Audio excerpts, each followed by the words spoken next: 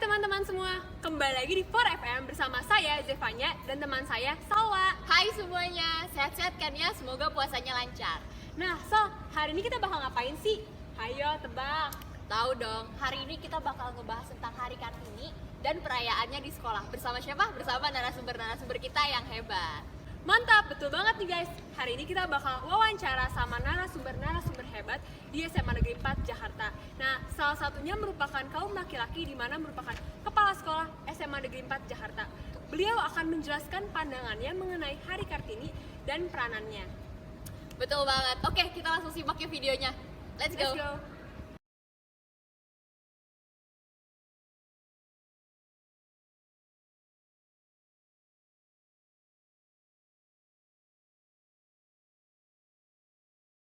Menurut Ibu, apa sih makna Hari Kartini itu? Menurut saya Hari Kartini, sebenarnya saya melakukan wawancara ini pun jadi mengingatkan kembali, oh ternyata perempuan itu memiliki hari spesial loh, gitu kan, sampai ada yang namanya Hari Kartini, gitu kan. Jadi kayak tadinya kurang peduli, kayak hanya perayaan biasa aja Hari Kartini tanggal 21 April gitu kan. Tapi setelah saya diminta oleh anak IBS ya, terus saya terima kasih juga, kemudian membuat saya sadar ternyata dari zaman dahulu pun perempuan beserta hak-haknya terus diperjuangkan gitu sampai ada pada saat ini, dan itu membuat saya jadi lebih menghargai saya sebagai wanita, menghargai peran saya sebagai perempuan, dan juga mengingat kembali atau mengulas kembali gitu sebenarnya apakah benar gitu emansipasi yang terdahulu sampai hari ini terus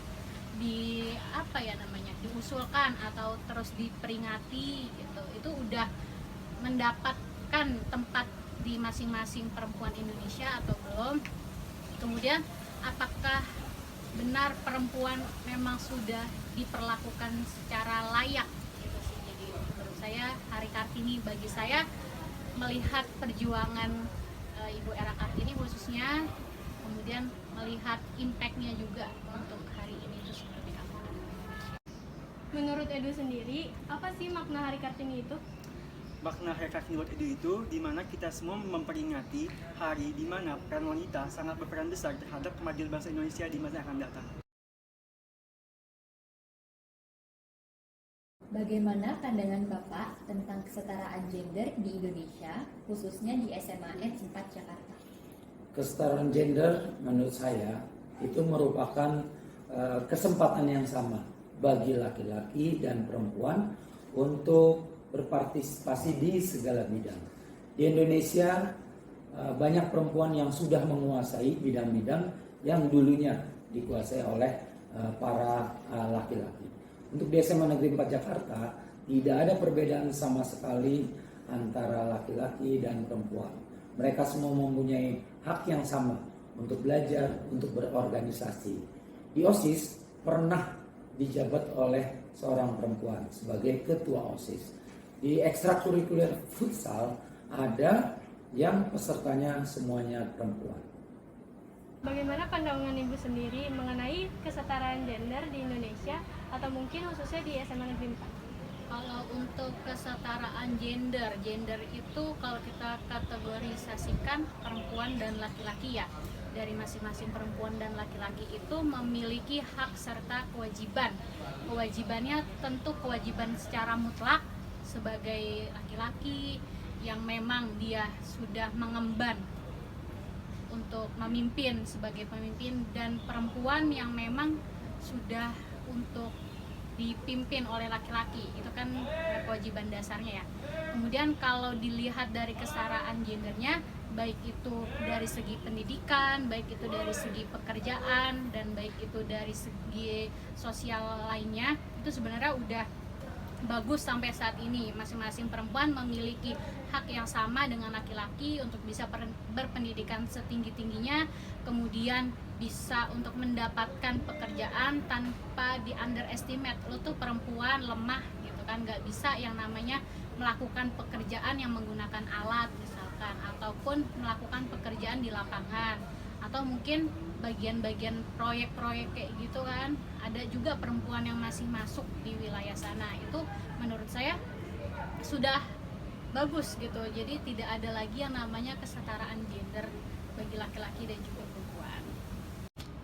Nah, kalau menurut Edu sendiri, gimana sih pandangannya tentang kesetaraan gender di Indonesia, khususnya nih di SMA 4? Kalau kita berbicara mengenai kesetaraan gender, kita kan berbicara mengenai kesetaraan di mana peluang wanita dengan peluang pria itu sangat besar. Kalau kita bicara tentang Indonesia dan SMA 4 itu kan berbeda.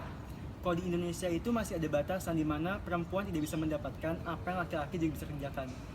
Sedangkan di SMA 4 sendiri, kita bisa melihat di mana jumlah guru perempuan lebih besar daripada guru laki-laki. Berarti peluang perempuan lebih besar daripada peluang laki-laki. Pak, karena banyaknya stigma tentang fungsi dan pekerjaan perempuan, terutama di rumah, seperti perempuan lebih baik di rumah aja. Menurut Bapak, harusnya peranan setiap individu dinilai dari apa sih, Pak? Ya, peranan setiap individu bukan dilihat dari gendernya. Menurut saya, peranan setiap individu dilihat dari kompetensinya. Ya, kalau memang suatu pekerjaan bisa dilakukan oleh perempuan atau laki-laki, ya itu yang dipilih ya. Jangan hanya melihat dari ini biasa dikerjakan oleh laki-laki, ya harus laki-laki. Ini biasa dikerjakan oleh perempuan, ini harus perempuan. Nggak begitu ya. Jadi intinya dari kompetensinya. Dan lelaki dan perempuan harus saling peduli, saling bersinergi.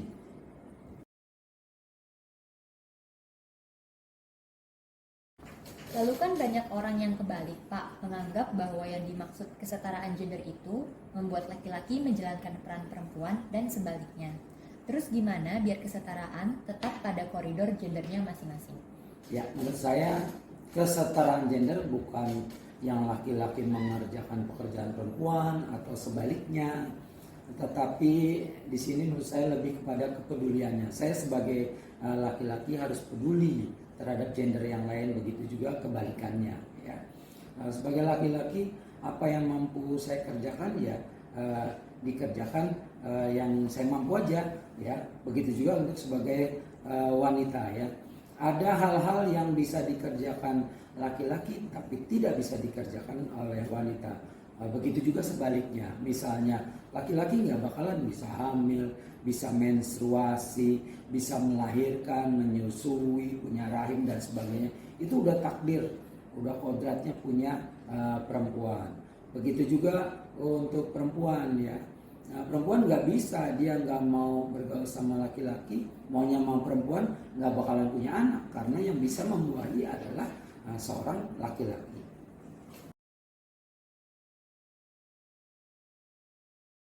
Pak, kembali lagi nih, kan ada stigma bahwa ngapain sih perempuan sekolah tinggi-tinggi, nanti kan di dapur juga. Menurut Bapak gimana? Ya, menurut saya perempuan harus sekolah setinggi-tingginya. Kenapa? Karena dengan sekolah tinggi maka perempuan akan mempunyai ilmu pengetahuan yang banyak, akan mempunyai wawasan yang luas. Perempuan akan menjadi seorang ibu akan mempunyai anak-anak. Nah, anak-anaknya akan diajarkan oleh pengetahuan yang banyak, wawasan yang luas, yang karena mereka merupakan generasi penerus bangsa. Ibu, kan ada stigma bahwa ngapain sih perempuan sekolah tinggi-tinggi, nanti juga akan di dapur, nanti juga akan di rumah. Menurut Ibu gimana sih tentang hal itu? Menurut saya itu tidak bagus. Kenapa tidak bagus? Karena lagi-lagi setiap gender, setiap individu melalui gendernya masing-masing itu kan memiliki peran ya, memiliki peran. Pertama, peran penting di dalam sebuah keluarga yang tadi dimana kamu bilang pada akhirnya toh perempuan akan ada di rumah aja gitu, ngurusin rumah tangga gitu. Justru semua dari pendidikan dasar anak dimulai dari keluarga. Semua sifat dan karakter anak dibentuk dari peranan keluarga inti, yaitu ayah dan juga ibu. Kemudian untuk menciptakan karakter anak, menciptakan anak yang berprestasi itu pun dari keluarga inti. Kita lihat sekarang lagi zaman pandemi seperti ini, banyak dari siswa-siswi yang justru tidak nyaman di rumahnya gitu. Tidak nyaman ini mungkin ada beberapa faktor. Itu salah satunya ada siswa yang saya panggil itu ke sini, Bu, saya itu sebagai orang tua, ibu ya, ini khususnya Bu, saya itu sebagai orang tua nggak bisa Bu dalam mendidik anak gitu. Dalam artian mendidik di sini adalah ngajarin anak terkait dengan pelajaran-pelajarannya gitu, sehingga menyebabkan anaknya pun lalai dalam tugasnya, kemudian nilainya juga menurun. Nah, itulah kenapa wanita harus sekolah tinggi, kenapa wanita itu harus berpendidikan gitu, karena untuk membantu menemani putra-putrinya di rumah dalam belajar, salah satu contoh realnya, kemudian untuk membentuk karakter anak juga yang baik dan berprestasi. Itu penting ya.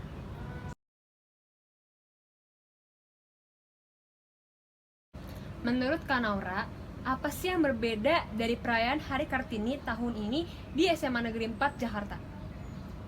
Yang berbeda dari perayaan Hari Kartini 2021 ini sih karena adanya pandemi, jadinya kita ngelakuinnya secara online, tapi pandemi itu juga nggak menghalangi kita untuk tetap berkreasi dan berpartisipasi dalam perayaan Hari Kartini ini. Makanya kita adain lomba-lomba untuk mengembangkan kreativitas siswa dan siswi SMA Negeri 4 Jakarta. Pesan apa yang ingin Kak Naura sampaikan dalam perayaan Hari Kartini di SMA Negeri 4 Jakarta tahun ini? Pesan yang saya ingin sampaikan kepada siswa-siswa SMA Negeri 4 Jakarta, kita semua memiliki hak dan kewajiban yang sama antar satu sama lain untuk mengembangkan potensi yang kita miliki setinggi-tingginya tanpa memandang gender. Di tempat alaminya, semuanya tumbuh indah dan mudah.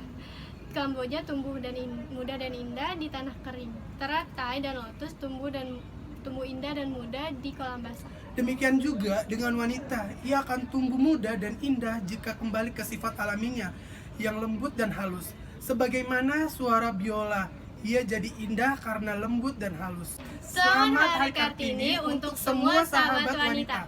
Nah, gimana guys? Keren-keren banget kan pandangan dari narasumber-narasumber kita?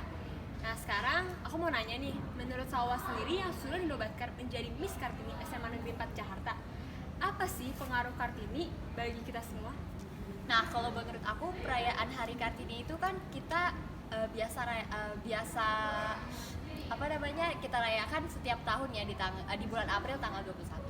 Nah, menurut aku sendiri kalau perayaan Hari Kartini itu sebagai sebuah reminder nih buat kita kalau misalnya ini loh ada Ibu Kartini gitu, sang pejuang emansipasi wanita gitu. Ini loh Ibu Kartini, beliau yang mempunyai semangat juang gitu untuk menyamaratakan kedudukan wanita dan pria di Indonesia gitu. Nah, aku harap juga dengan adanya perayaan Hari Kartini ini kita semakin sadar anak-anak di Indonesia untuk semoga akan berkurang tindakan-tindakan menjatuhkan satu sama lain, entah itu verbal, non-verbal di Indonesia seperti bullying dan juga lain-lain gitu. Nah, jangan lupa saksikan 4FM di minggu-minggu berikutnya. 4FM, Radionya anak SMA 4. Jangan lupa juga follow akun Instagram kita, IBS, dan juga follow kita berdua di bawah. Itu dia, sekian untuk hari ini. Terima kasih. Dah.